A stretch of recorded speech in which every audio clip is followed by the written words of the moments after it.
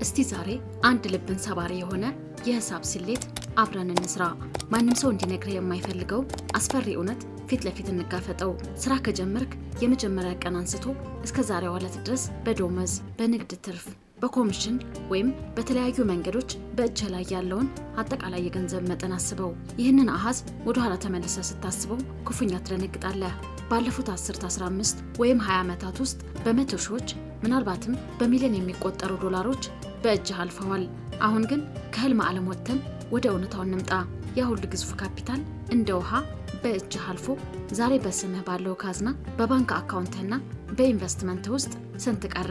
እውነተኛው የተጣራ ሀብትህ ስንት ነው? ይህንን ጥያቄ ስትጠየቅ የምትደነግጥ ከሆነ እናም የምታየውን ባዶ የባንክ አካውንት ከሆነ ችግሩ አንተ ሰነፍ ስለሆንክ ወይም ጧት ማታ ስላልሰራህ አይደለም። ትልቁ ችግርህ ገንዘብ ማለት ጉልበትን አቃጥሎ የሚገኝ የህልውና ማቆያ እንጂ የራስ የሆነ ጥበብ፣ የሂሳብ ህግጋት ያሉት ስሜታዊ ጨዋታ መሆኑን አለማወቅ ነው። ወደ ዛሃይ ፋሚሊ እንኳን በሰላም መጣችሁ። ይህ ቻናል የፋይናንስ ነፃነትን እውን ለማድረግ ለሚተጉ፣ በዲጂታል ቢዝነስ ዓለም የራሳቸውን አሻራ ለማሳረፍ ለሚጥሩ እናም በእውቀት ላይ የተመሰረተ የኢንቨስትመንት ስትራቴጂ ለሚፈልጉ ሁሉ የተዘጋጀ የእውቀት ማዕከላችን ነው። የ1% ልሂቃን እናም ታላላቅ የቢዝነስ ሰዎች ገንዘብን የሚያዩትና የሚያስተዳድሩት ተራው ማህበረሰብ ከሚያስብበት ሙሉ በሙሉ በተለየ መነጽር ነው። ዛሬ እዚህ እጅግ ሰፊና ጥልቅ ማስተር ክላስ ገንዘብን አያያዝህንና የህይወት አቅጣጫህን ለዘላለም የሚቀይሩትን 6 የካፒታል ህግጋት ከስሩ ነቅለን እናሳይሃለን። አእምሮህን ክፈት። የሰራተኛው የፍርሃት አስተሳሰብ አውልቀህ ጣል እና የፋይናንስ ኢምፓየርን የምትገነባበት የካፒታል አዛዥነት ጥበብ አብረኸኝ ተማር። አንደኛ፣ የ10 እርምጃዎች ስሌት የካፒታል ብዜት። የመጀመሪያውና ትልቁ የ1% ህግ ገንዘብ ማለት የማባዛት ስሌት መሆኑን በጥልቀት መረዳት ነው። ተራው ሰው ገንዘብ ሲያገኝ የሚያስበው ይህንን ገንዘብ ምን ልግዛበት፣ የትኛውን ብራንድ ጫማ ልቀይር ብሎ ነው።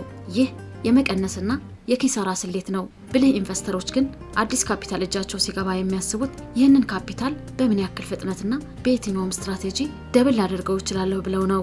አንድ አስገራሚ የሂሳብ እውነት ልንገርህ። ዛሬ እጅህ ላይ $1000 ካለ አንተ ከ1 ሚሊዮን ዶላር የምትርቀው በ10 ብዜቶች ብቻ ነው። አዎ 1000ን ወደ 2000፣ 2000ን ወደ 4000፣ 4000ን ወደ 8000 እያልክ 10 ጊዜ ብቻ ሪስክህን አስልተህ ደብል ስታደርገው ቀጥታ 1 ሚሊዮን ዶላር ላይ ትደርሳለህ። ታዲያ የዚህ የፋይናንስ ጨዋታ ሚስጥር ምንድነው? ሚስጥሩ አደጋን በትንሹ ወስደህ በአጭር ጊዜ ውስጥ ካፒታልህን ደብል የሚያደርግልህን ትክክለኛ ኢንቨስትመንት ሞዴል ማግኘት ነው። ይህንን ስሌት የተረዳ ሰው ግቡ ገንዘቡን ባንክ ውስጥ አስገብቶ ማጠራቀም ሳይሆን ካፒታሉን በተከታታይ የሚያበዛበትን ራሱን የቻለ ሲስተም ነድፎ መንቀሳቀስ ነው። ካፒታልህ ካልተባዛ ገቢህ የቱም ያክል ትልቅ ቢሆን መጨረሻ ባዶ ነው። ሁለተኛ፣ የገንዘብ ፍጥነትና የዘመኑ ሌቨሬጅ። ገንዘብ ልክ እንደ ታማኝና ጉልበተኛ ወታደር ነው። አንድን ወታደር ቀጥረህ ካምፕ ውስጥ ዝም ብለህ ብታስቀምጠው ይሰለቸዋል፣ አቅሙ ይዳከማል፣ ሞራሉ ይወድቃል። ባንክ ውስጥ ዝም ብሎ የተቀመጠ ገንዘብም ልክ እንደዛው ነው። ከጊዜ ወደ ጊዜ የመግዛት አቅሙ የዋጋ ግሽበት በልቶት ያልቃል። ሀብታሞች ገንዘባቸው እንዲሰላችና እንዲታሰር አይፈቅዱም። ገንዘባቸው ሁልጊዜ በእንቅስቃሴና በፍጥነት ውስጥ ነው። ነገር ግን ሀብታሞች ይህንን ገንዘብ የሚያንቀሳቅሱት ራሳቸው ላብ በማፍሰስና በቀን 16 ሰዓት በኮምፒውተር ላይ በማፍጠጥ አይደለም። እዚህ ጋር ነው ሌቨሬጅ የሚባለው የቢሊዮነሮች ሀያልና ሚስጥራዊ ቃል የሚመጣው። የ1% አሸናፊዎች የሌሎቹን ሰዎች ጊዜ፣ የባለሙያዎችን እውቀት አሊያም አውቶሜትድ የሆኑ የዲጂታል ሲስተሞችን በመጠቀም ነው ገንዘባቸውን ወደ ስራ የሚያስገቡት። ለምሳሌ አንድ የኢኮመርስ ወይም የኤትሲ ቢዝነስ ስትጀምር ሎጎ ዲዛይን ለማድረግ፣ ምርት ለመፈለግ፣ ሊስቲንግ ለመስራትና የደንበኛውን ሪቪው ለመመለስ የራስህን ውድ ጊዜ አታቃጥል። የዛሃይ ኤጀንሲን አይነት የፕሮፌሽናል ባለሙያዎች ስብስብ በመቅጠር ሙሉ የኦፕሬሽን ስራውን ለባለሙያዎች ስጥ። አንተ ካፒታልህን ታሳምራለህ። የዛሃይ የልዩ ባለሙያዎች ቡድን ደግሞ ሲስተሙን ገንብቶ ያስተዳድርልሃል። አንተ መደበኛ ስራህንና የዕለት ተዕለት ህይወትህን ሳታቋርጥ ወርሃዊ ትርፍ ብቻ ትሰበስባለህ። እውነተኛ ሀብት ማለት የራስን ጉልበት ማቃጠል ሳይሆን ፕሮፌሽናል ሲስተም መግዛትና መቆጣጠር ነው። ሶስተኛ፣ የገንዘብ ስነ ልቦና ማግኔት እንጂ ተማጻኝ አትሁን። ይህ ማለት የፋይናንስ አማካሪና የዩቲዩብ ሞቲቬተር የማይነግርህ ትልቅ የገንዘብ ስነ ልቦና ነው። አሜሪካና አውሮፓ ውስጥ ሆነህ በቀን 16 ሰዓት እየሰራ እረፍት አጥተህ ገንዘብ የሚሸሽህ ለምን ይመስልሃል? ምክንያቱም ገንዘብ ተማጻኝና ተስፋ ያቆረጡ ሰዎችን በጥብቅ ይጠላል። ገንዘብ ልክ እንደ ማግኔት ነው። በከፍተኛ ጉጉት፣ በጭንቀትና በመስገብገብ ገንዘብ ቶሎ ማግኘት አለብኝ፣ ለሰዎች ማሳየት አለብኝ፣ እገሌ መብለጥ አለብኝ ብለህ ስታባረው እሱ ደግሞ ይሸሻሃል። የ1% አሸናፊዎች የገንዘብ አባራሪ ሳይሆኑ የገቢ ሳቢ ናቸው። ገንዘብ የሚሳበው ወዴት ነው? ገንዘብ የሚሳበው ራሳቸውን ወዳሳደጉ፣ ስሜታቸውን መቆጣጠር ወደሚችሉና ከሁሉም በላይ ደግሞ ፕሮፌሽናል ለሆኑ ሲስተሞች ነው። አንተ በጭንቀት ከምትባዝንና ራስን ከምታስጨንቅ የተረጋጋ ኢንቨስተር ሁን። የፀሐይ አይነት የልዩ ባለሙያዎች ኤጀንሲ በመጠቀም ፕሮፌሽናል የሆኑ ዲጂታል ሪል ስቴቶችን ገንባ። ሲስተምህና የምታቀርበው እውቀት ፕሪሚየም ሲሆን ገንዘብህ ራሱ ምንም ሳትደክም አንተን እየፈለገ ይመጣል። አባራሪ አትሁን፣ ማግኔት ሁን። 4ኛ የድንገተኛ ጎርፍ ወጥመድና የኤጎ ሰለባ። አንዳንድ ጊዜ በቢዝነስህ ወይም በስራ ድንገት ትልቅ ኮንትራት ታገኝና በአንድ ጊዜ ከፍተኛ ገንዘብ ወደ እጅህ ይገባል። ይህ ልክ በድርቅ ጊዜ ድንገት እንደመጣ ከባድ ጎርፍ ነው። ተራው ሰው ይህ ሲፈጠርበት አሁንማ ሀብታም ሆንኩ ብሎ ያስብና ያልተለመደ የቅንጦት ህይወት መኖር ይጀምራል። ትልቅ ቪላ ይከራያል፣ ቪአይፒ ክለቦች ውስጥ ይገባል፣ ውድ መኪና በዕዳ ይገዛል። ይህ ትልቁ የኤጎ ወጥመድ ነው። ማህበረሰቡ እንዲያጨበጭብልህ ብለህ ባገኘኸው በአንድ ጊዜ ትልቅ ክፍያ ራስን አታታልል። ብልህ ኢንቨስተሮች ግን ያንን ትልቅ ገቢ እንደ አንድ ወር ደሞዝ አያዩትም። ያንን ገንዘብ ለ12 ወራት ከፍለው በማስላት ኑሯቸውን ፈጽሞ ሳይቀይሩ ሙሉውን ካፒታል ሌላ ገቢ የሚያመነጭ ቢዝነስ ለማስፋፋት ይጠቀሙበታል። የሀብትህ መጠን የ10 ሚሊዮን ዶላር ጣሪያ እስኪነካ ድረስ የሰዎችን ትኩረት ለመሳብ ብለህ የመጀመሪያ ካፒታልህን አታቃጥል። የቅንጦት ህይወትህን የገነባኸው ቢዝነስ ከሚያመጣው ትርፍ ላይ ብቻ ኑረው። 5ኛ የማይታየው ካዝናና ከቀውስ መትረፍ። ዓለም በኢኮኖሚ ቀውስ፣ በጦርነት ወይም በወረርሽኝ ስትናወጥ ሚዲያውና ዜናው የዓለም መጨረሻ መጣ፣ ሁሉም ነገር ወደቀ ብሎ ዘገባ ይሰራል። ተራው ህዝብ በፍርሃት ይረዳል። ያለውን ጥቂት ገንዘብ ይዞ ይደበቃል። የ1% አሸናፊዎች ግን በዚህ ችግር ጊዜ ነው ትልቁን የሀብት ዝላይ የሚያደርጉት። ለምን? ምክንያቱም ሁሉም ሰው በፍርሃት ተውጦ ንብረቱን፣ ቤቱን፣ ቢዝነሱንና አክሲዮኑን በግማሽ ዋጋ ሲሸጥ እነሱ በድፍረት ይገዛሉ።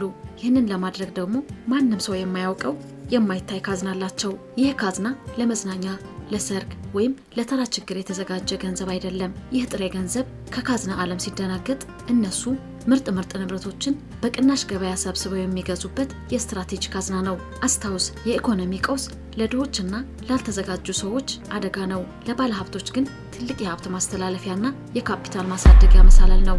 6ኛ የራስ ሩጫና ስትራቴጂካዊ ጥምረት። በህይወትህ የምትሰራው ትልቁ የኢንቨስትመንት ስህተት የራስህን ምዕራፍ ከሌላ ሰው ምዕራፍ ጋር ማወዳደርህ ነው። እገሌ እኮ ሚሊዮን ዶላር አለው፣ መኪና ቀይሯል፣ እኔ ግን ገና 5000 ዶላር ላይ ነኝ ብለህ ራስን በማወዳደር አትደናገጥ። የእሱ ደብል ማድረጊያ ሩጫና የሪስክ አቅም ከፍ ያለ ነው። ያንተ ደግሞ የራስህን የጀማሪ ሩጫ አለ። ጓደኛ ወይም ተፎካካሪህን ለመድረስ ብለህ የማታውቀው ሪስክ ውስጥ ከገባ ትከስርና ዜሮ ላይ ትወድቃለህ። ስለዚህ በማንም ሳትረበሽ የራስህን ሩጫ ሩጥ። በተጨማሪም በዚህ ሩጫ ውስጥ ስኬታማ ለመሆን ብቸኛ ተኩላ መሆን አያዋጣም።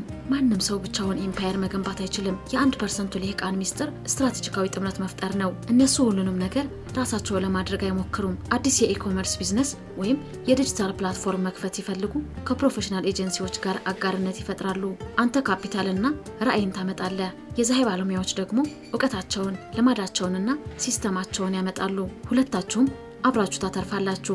ሀብት የሚገነባው ከሌሎች ጋር በማወዳደር ሳይሆን ከባለሙያዎች ጋር በመተባበር ነው። የፀሐይ ቤተሰቦች አሜሪካ፣ አውሮፓ ወይም የትኛውም የዓለም ጥግ ላይ ብትሆን የካፒታሊዝምና የገንዘብ ማትሪክስ ህግ አንድ ነው። እነዚህን 6 የካፒታል ህግጋት በትክክል ከተረዳ ላብህን በማፍሰስና ሰዓትህን በመሸጥ ሳይሆን አእምሮህን በማሰራትና ሲስተምን በመጠቀም የፋይናንስ ኢምፓየር ትገነባለህ። ለፀሐይ ቤተሰቦች ያዘጋጀነው የዛሬው ጥያቄ ይህ ነው። ከእነዚህ 6 የገንዘብ ህግጋት ውስጥ አንተ እስካሁን ትኩረት ያልሰጠውና ዛሬውኑ በህይወትህ ላይ ለማስተካከል የወሰንከው የትኛው ህግ ነው? ሐሳብህን ኮሜንት ላይ አጋራን። አንተም ጊዜህን ሳታቃጥል ከብራንዲንግ ጀምሮ እስከ ደንበኛ አገልግሎት ድረስ ሙሉ በሙሉ በፀሐይ ፕሮፌሽናል ባለሙያዎች የሚገነባና የሚተዳደር የራስህን የሆነ አውቶሜትድ ዲጂታል ቢዝነስ ወይም የኤትሲ ስቶር ባለቤት መሆን ከፈለግ አሁኑኑ ቪዲዮውን ስር ባለው ዲስክሪፕሽን ወይም የመጀመሪያው ኮሜንት ላይ ያለውን ሊንክ በመጫን የፀሐይ ባለሙያዎች ቡድን አገኝ። አዳዲስ የቢዝነስ ስትራቴጂዎችን፣ የፋይናንስ ጥበብንና የኤሊቶችን የስነ ልቦና ሚስጥር ሁሌም ለማግኘት የፀሐይ ቻናላችንን አሁኑን ሰብስክራይብ በማድረግ የደወል ምልክቷን ይጫኑ። የድህነት ልማድ ቀይር፣ ህጉን ተቆጣጠር እና ኢምፓየርን ገንባ። ፀሐዮች ነን፣ አብረን እንደግ።